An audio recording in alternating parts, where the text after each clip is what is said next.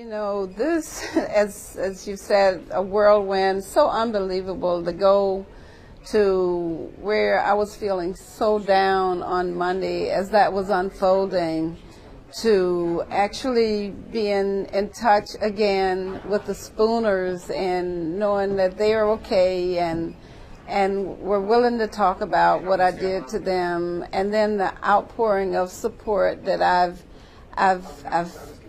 received as people really took the time to see what I said, to look at what I said, the whole thing, and to actually get the meaning of what I was saying. And it was all about, you know, unity, uniting, no matter what race.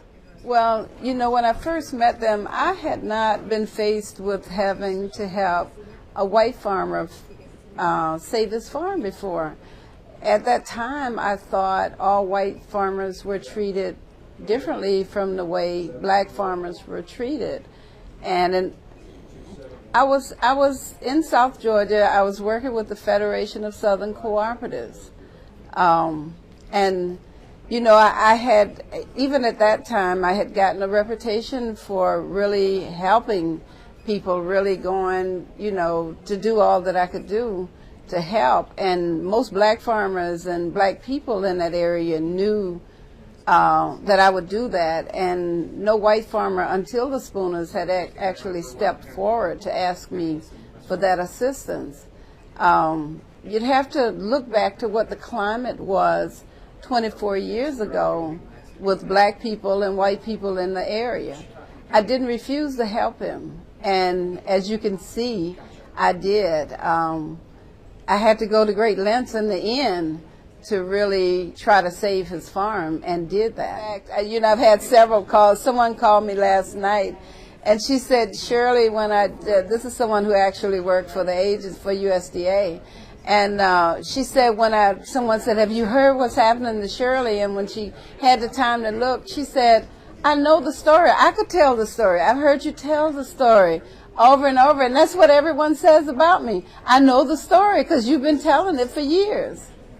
You know, I used that story in my life to try to get people, to help people move to that place where I am also. Oh, I've done it so, yes, dozens of times through the years. And in my work prior to going to USDA, I was connected with other farm groups, other farm advocacy groups around the country. I served on boards, and I've told this story all over the country.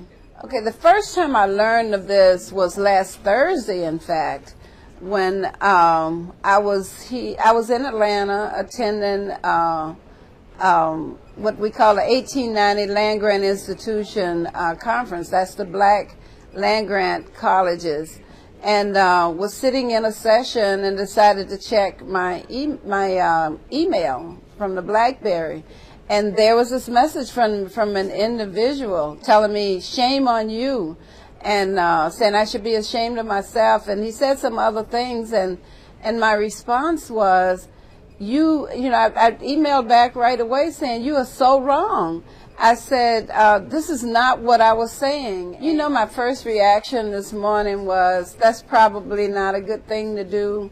But I've also received calls from other people, some of those individuals I was trying to work with here in the state of Georgia.